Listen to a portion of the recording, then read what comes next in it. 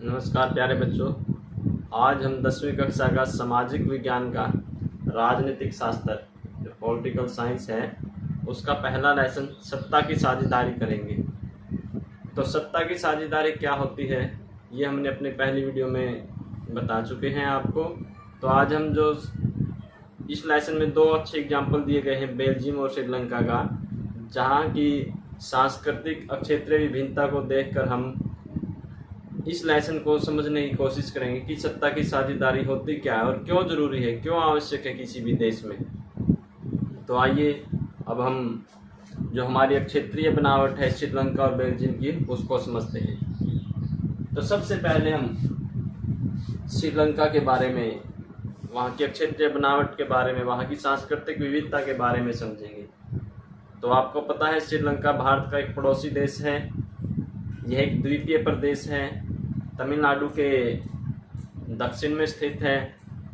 जो श्रीलंका है उसकी राजधानी कोलंबो है। तो जो श्रीलंका है वो एक द्वीपीय देश है। इसका क्षेत्रफल लगभग हरियाणा के बराबर है और इसकी जनसंख्या लगभग हरियाणा की जनसंख्या के ही बराबर है। लगभग 2 करोड़ जनसंख्या श्रीलंका की है। तो क्षेत्र की दृष्टि से भी हरियाणा के बराबर है और जनसंख्या की दृष्टि से भी इसकी जनसंख्या लगभग 2 करोड़ है। तो जो ये 2 करोड़ जनसंख्या है ये किस प्रकार बटी हुई है? इस 2 करोड़ जनसंख्या में 74% लोग सिंहली भाषा बोलने वाले हैं या सिंहली है और 18% लोग इसमें तमिल है और 7% इसमें ईसाई है और जो बाकी 1% बच गए वो अन्य भाषा बोलने वाले हैं। श्रीलंका भी भारत के लगभग करीब ही आज़ाद हुआ है। लगभग 1948 में श्रीलंका स्वतंत्र हुआ है। जो इसमें सिंहली बोलने वाले जो 74% जो लोग हैं वो बौद्ध धर्म से आते हैं और जो 18% जो तमिल बोलने वाले जो लोग हैं ये भी 2 प्रकार के हैं। एक तो वो लोग जो वहीं के मूल निवासी हैं वो 13% है। जो श्रीलंका की हमने बनावट देखी है सिंहली, तमिल और ईसाई, तो जैसे हमने देखा कि सिंहली बोलने वाले 74% है और ये बौद्ध धर्म को मानते हैं और जो तमिल है जो 18% है ये तमिल 2 प्रकार के हैं। एक तो वहीं के मूल निवासी जो श्रीलंका के थे ये 13% है और एक बाहर से आए हुए जैसे भारत से गए हुए या तमिलनाडु से गए हुए तमिल ये 5% है और जो ये तमिल है ये हिंदू भी है और मुसलमान भी है और जो बाकी बच के 7% ये ईसाई हैं। तो इस प्रकार यहाँ की आप क्षेत्रीय विभिन्नता देखेंगे या धर्म के आधार पर विभिन्नता देखेंगे। सिंहली, तमिल और मुख्यतः कौन कौन से धर्म हैं? ईसाई हैं। जो सिंहली भाषा बोलने वाले हैं या बौद्ध धर्म के जो लोग हैं इनकी जनसंख्या ज्यादा है और जैसे आपको पता है कि जिस क्षेत्र में जिसकी जनसंख्या ज्यादा होती है, बहुसंख्यकवाद होता है, तो वो अल्पसंख्यक लोगों को दबाने की कोशिश करता है और वही काम क्या है श्रीलंका में है कि सिंहली बोलने वाले जो ज्यादा लोग हैं वो तमिल बोलने वाले लोग हैं, जो तमिल लोग हैं उनकी अपेक्षा करते हैं या उनका शोषण करते हैं, उनको दबाने की कोशिश करते हैं। तो इस प्रकार आप देखेंगे कि जो सिंहली बोलने वाले या बौद्ध धर्म के जो लोग हैं उनकी जनसंख्या ज्यादा होने के कारण वो तमिल लोगों का शोषण करते हैं या ईसाई लोगों का शोषण करते हैं। तो 1956 में श्रीलंका ने एक संविधान बनाया और सिंहली भाषा को राजभाषा का दर्जा दे दिया। 1956 में श्रीलंका में एक संविधान बनाया गया और सिंहली भाषा को राजभाषा घोषित कर दिया। तो इससे क्या हुआ कि तमिल लोग अपने आप को थोड़ा नीचा देखने लगे और जो ये 1956 में जो कानून बनाया था इसके अंतर्गत ये भी कानून बनाया गया कि नौकरियों में सिंहली लोगों को ज्यादा तवज्जो दी जाएगी या नौकरी जो लोग लगेंगे वो सिंहली या 74% लोग ही लगेंगे। इनके लिए कोई उसमें अधिकार वगैरह नहीं रखे गए। अगर हम एक वर्ग की उपेक्षा करेंगे उसकी अनदेखी करेंगे तो उससे क्या होगा? जो दूसरे धर्म के लोग हैं या तमिल लोग हैं वो नाराज हो गए और जब ऐसी स्थिति आती है तो वो क्या पैदा करती है? गृह युद्ध। तो इस प्रकार सिंहली और तमिल लोगों के बीच में आपस में झगड़ा रहने लगा, वहां पर उनके बीच में आपस में तनाव रहने लगा, क्योंकि तमिल लोग भी चाहते हैं कि इनको भी नौकरियों में आरक्षण मिले, इनकी भी अलग से अपनी एक राजनीतिक पार्टी हो, इनको भी भाषा को एक संवैधानिक दर्जा दिया जाए, इनको भी शिक्षा का अधिकार दिया जाए। जब इनकी अनदेखी की जाने लगी सिंहली लोगों की तरफ से, तो क्या किया, तमिल लोगों ने 1980 के आसपास अपनी एक पार्टी बनाई, तमिल ईलम पार्टी।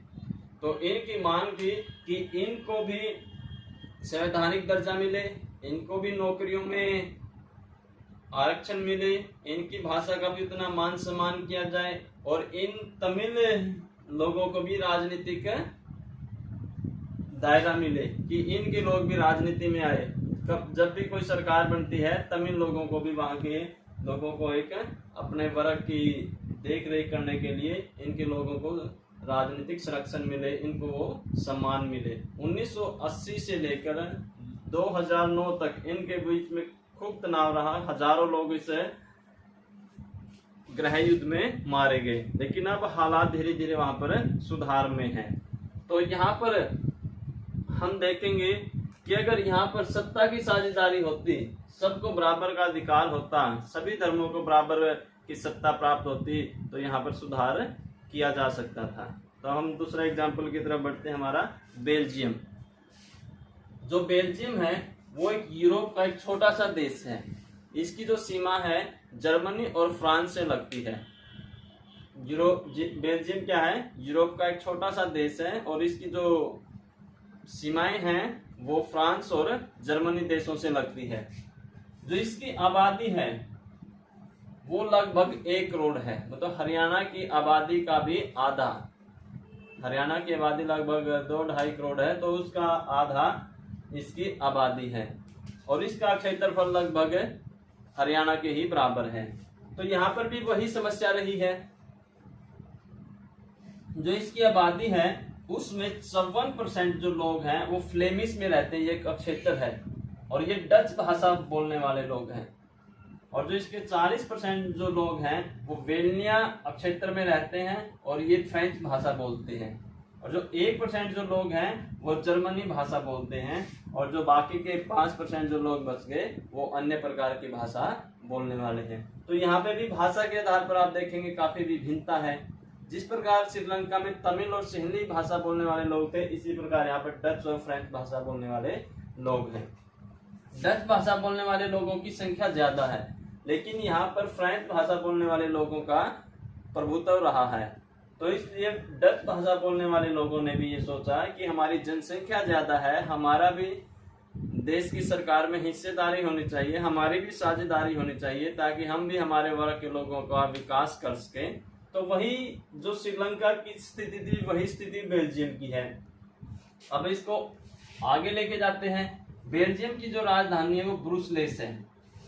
बेल्जियम की राजधानी क्या है, ब्रुसेल्स। आपके सामान्य ज्ञान के लिए बता देंगे कि यूरोपीय संघ का मुख्यालय भी कहाँ है, ब्रुसेल्स। और जो ब्रुसेल्स है बेल्जियम की राजधानी, वहां पर 80% फ्रेंच भाषा बोलने वाले लोग रहते हैं, 80%, और केवल 20% डच भाषा बोलने वाले लोग हैं। यहाँ पे भी आप देखेंगे कि भाषा के आधार पर काफी विभिन्नता है। तो इस प्रकार आप देखेंगे कि बेल्जियम और श्रीलंका में एक जैसी स्थिति है। जो बेल्जियम जो देश है वहां पर फ्रेंच भाषा बोलने वाले लोगों ने अपना प्रभुत्व या अपना स्वामित्व स्थापित किया था। तो जो डच भाषा बोलने वाले जो वहां पर ज्यादा लोग हैं, उन्होंने देखा कि उनकी तो अनदेखी या उनकी तरफ कोई ध्यान नहीं दिया जा रहा, चाहे शिक्षा में हो, चाहे नौकरियों में हो, चाहे वहां की राजनीतिक क्रियाकलापों में हो। लेकिन इसी प्रकार हम ब्रुसेल्स में देखेंगे कि यहाँ पर 80% फ्रेंच बोलने वाले और 20% डच बोलने वाले। तो यहाँ पे भी फ्रेंच बोलने वाले लोगों का प्रभुत्व रहा। तो इस प्रकार डच और फ्रेंच भाषा बोलने वाले लोगों के बीच में आपस में तनाव रहा। लेकिन इन्होंने अपनी स्थिति को सुधारा है। इन्होंने पूरे विश्व के सामने एक एग्जाम्पल पेश किया है, एक मिसाल पेश की है। इन्होंने 1993 तक 4 बार अपना संविधान में बदलाव किया। इन्होंने अपने संविधान में काफी बदलाव किया, लेकिन स्थिति को सुधार नहीं सके। तो लास्ट में आकर इन्होंने एक नया संविधान बनाया और उसमें क्या किया कि डच और फ्रेंच भाषा बोलने वाले सभी लोगों का बराबर का अधिकार दिया जाएगा। मतलब जो केंद्रीय सरकार बनेगी, जो केंद्र की सरकार बनेगी, वहां पर बराबर के मंत्री होंगे, चाहे वो डच भाषा बोलने वाले हो, चाहे वो फ्रेंच भाषा बोलने वाले हो। और दूसरा इन्होंने क्या नया नियम बनाया कि जो क्षेत्रीय सरकारें रहेंगी, जैसे हमारे देश में भी दो तरह की सरकारें हैं, केंद्र सरकार और एक राज्य सरकार। तो इन्होंने केंद्रीय सरकार में डच और फ्रेंच भाषा बोलने वाले बराबर के मंत्री रखे और इसी प्रकार फिर क्षेत्रीय सरकार का निर्माण किया जो केंद्र सरकार से अलग होकर, मतलब स्वतंत्र होकर काम करेगी। जैसे भारत में तो क्या है कि राज्य सरकार केंद्र सरकार के अधीन रहकर काम करेगी, लेकिन यहाँ पर क्षेत्रीय सरकार को स्वायत्तता दी गई। और इसी प्रकार ब्रूसलेस में भी जो एक विभिन्नता है भाषा के आधार पर, इसमें बराबरी की गई कि ब्रूसलेस में जो भी सरकार होगी वहां पर बराबर का दोनों पार्टियों को या दोनों भाषाओं को बराबर का सम्मान दिया जाएगा, बराबर के मंत्री रखे जाएंगे। लेकिन इन्होंने एक तीसरी सरकार का गठन किया, उसका नाम है सामुदायिक सरकार। सामुदायिक सरकार भाषा के आधार पर इन्होंने एक नई सरकार का गठन किया, सामुदायिक सरकार। जो विश्व के सामने इन्होंने एक एग्जाम्पल पेश किया है कि किस प्रकार एक देश की तनाव की स्थिति को अच्छे संविधान के द्वारा सुधारा जा सकता है। अगर चाहते तो श्रीलंका भी उस स्थिति को कंट्रोल कर सकती थी। यहाँ पर हजारों लोगों की जानें गई, काफी गृह युद्ध रहा और आज भी स्थिति यहाँ पर इतनी सामान्य नहीं है। लेकिन बेल्जियम ने वहां पर एक सामुदायिक सरकार का गठन किया। सामुदायिक सरकार क्या है? एक विशेष समुदाय के लोगों के द्वारा बनाई गई सरकार, कि अपने विशेष समुदाय के लोगों की देखरेख के लिए बनाई गई सरकार। तो इसमें एक क्वेश्चन आता था कि सत्ता की साझेदारी क्यों आवश्यक है? सत्ता की साझेदारी किसी भी देश के विकास करने के लिए बहुत जरूरी है, वहां की तनाव की स्थिति को संभालने के लिए जरूरी है, वहां के सभी प्रकार के लोगों को, सभी क्षेत्र के लोगों को, सभी भाषा बोलने वाले लोगों के विकास के लिए जरूरी है। और इसका किसी भी प्रकार के आकार से कोई लेना देना नहीं है कि कोई कहता है कि भारत जैसे बहुत बड़े देश के लिए तो सत्ता की साझेदारी जरूरी है, लेकिन नहीं। श्रीलंका और बेल्जियम बहुत छोटे छोटे देश हैं, तो यहाँ पे भी सत्ता की साझेदारी है। अगर सत्ता की साझेदारी नहीं होगी तो श्रीलंका और बेल्जियम की तरह आपस में तनाव रहेगा। तो भारत में भी आप देख सकते हैं कि बहुत बड़ा देश है, विभिन्न धर्मों के, विभिन्न भाषा बोलने वाले लोगों की जनसंख्या है, हिंदू बहुसंख्यक है, लेकिन फिर भी हमारे देश में क्या है? सत्ता की साझेदारी है। बड़े से बड़े पद पर आप देख लीजिए अल्पसंख्यक समुदाय के लोग भी पहुंचे हैं। अगर सत्ता की साझेदारी नहीं होगी तो देश में क्षेत्र के आधार पर, भाषा के आधार पर दंगे होंगे। जैसे हम एग्जाम्पल लेते हैं केंद्रीय सरकार का या राज्य सरकार का। केंद्रीय सरकार जो एक गठबंधन की सरकार है जिसको हम एनडीए बोलते हैं, वहां पर विभिन्न पार्टियों के आपस में लोग जुड़े हुए हैं, विभिन्न पार्टियां जुड़कर केंद्र की सरकार का गठन किया है, जिसके प्रधानमंत्री श्री नरेंद्र मोदी जी हैं। तो उस सरकार में भी सत्ता की साझेदारी की गई है, मतलब सभी पार्टियां जो उससे जुड़े गई है, सभी पार्टियों के एक एक दो दो को मंत्री बनाया गया है ताकि उनकी सबकी सत्ता की साझेदारी रहे। इसी प्रकार आप हरियाणा का एग्जाम्पल ले सकते हैं कि हरियाणा में बीजेपी के साथ जेजेपी का गठबंधन है, तो जेजेपी की तरफ से भी कुछ एमएलए को मंत्री बनाया गया और बीजेपी की तरफ से भी कुछ एमएलए को मंत्री बनाया गया है ताकि इनकी सत्ता की साझेदारी रहे। अगर सत्ता की साझेदारी रहेगी तो वो देश आगे विकास की तरफ बढ़ेगा, देश में तनाव की स्थिति नहीं होगी, गृह युद्ध जैसी स्थिति नहीं होगी। तो इसलिए किसी भी देश के विकास के लिए सत्ता की साझेदारी का होना बहुत ही आवश्यक है। तो जैसे हमने श्रीलंका और बेल्जियम देशों का एग्जाम्पल लेकर इसको काफी बारीकी से समझने की कोशिश की है। आशा करते हैं कि आपको भी अच्छे से समझ आया होगा। फिर भी आपकी अगर कोई समस्या रहती है तो आप कमेंट बॉक्स में जाकर अपने कमेंट दें। धन्यवाद। जय हिंद।